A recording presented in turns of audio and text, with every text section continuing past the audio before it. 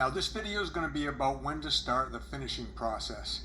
I've had a lot of you guys ask me about, how long do you wait after you pour the concrete? Do you start finishing? Do you start magging? Do you start edging? Stuff like that. So I had some examples of some jobs I did where I talked just about that, so I wanted to share that with you guys to hopefully help you better understand about when to start finishing, because that makes a big difference, with how the project comes out looking. So let's say you're pouring, a walkway like this, or a sidewalk, or a patio, or a driveway. I mean, pretty much anything. The timing when you start finishing is always going to be a little different, depending on, quite a few things. Depending on, number one, how hot it is outside, the temperature. It's going to depend on how wet or how dry you pour the concrete. The wetter you pour the concrete, the longer it's going to be after you get done pouring before you start finishing. It's going to depend on things like what's under the concrete. Is it dry dirt? Is it dry sand? Is it crushed rock? Are you pouring on top of plastic? I mean, plastic might delay when you start finishing concrete. So the key is to know, when to check it. You got to keep checking it after you get done pouring it. So like I said, it's a little different every day. I'm going to talk to you in a minute right here about how to check it, when to check it, and what to look for. So hopefully it'll give you a little bit better idea. And this video is going to cover how to start the finishing process when you're doing edging, when you're mag floating, and like when you're doing a broom finish. Some simple basic stuffs like that. So stay tuned for that, and I hope you like the video. Hey guys, so when you're using an edger to edge concrete, first thing you got to do is you got to make sure you get on it at the right time. And how you figure that out is you just got to keep touching the concrete. When I can touch it and I can push in a good 1/4 of an inch, that's about ready to start edging. So you got to cut this edge in right here. I'm going to show you how I do that. First thing I do is I just run it along the board.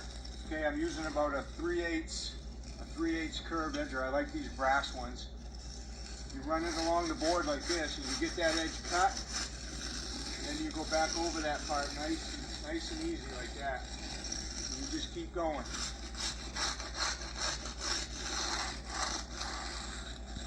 You get on the concrete at the right time. This is really easy. If you wait until it's a little harder, then you're going to have to work really hard to cut that edge in. Get on it at the right time. And again, if you're going to check it, you got to get right down here and check it with your finger to see how soft it is. This little patio is going to it's going to be stamped, so we got to get it magged out, get it all nice and smooth, fill in all the rock holes. So I'm pressing in about a 1/4 to 3/8 of an inch. There's no bleed water. That means this thing's about ready to mag. So I'm going to mag it out. I've got what's called like a Darby here. This is a little bit bigger than a regular mag float, but this works good when it's kind of soft. So when you're magging,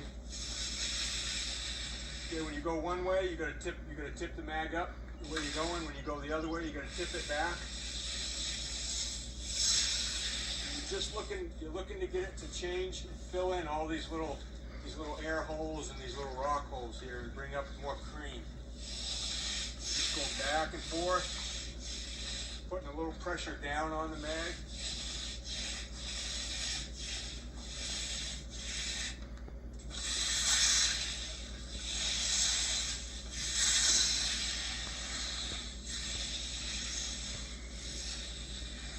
Get it smooth, you move on.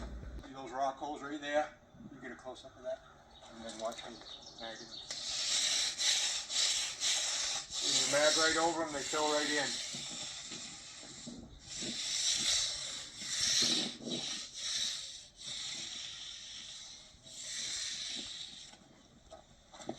See how we have a little rough spot right here on the edge? Now the way we fill that in with a mag is we just take the mag and we scrape up a little bit of cream on top.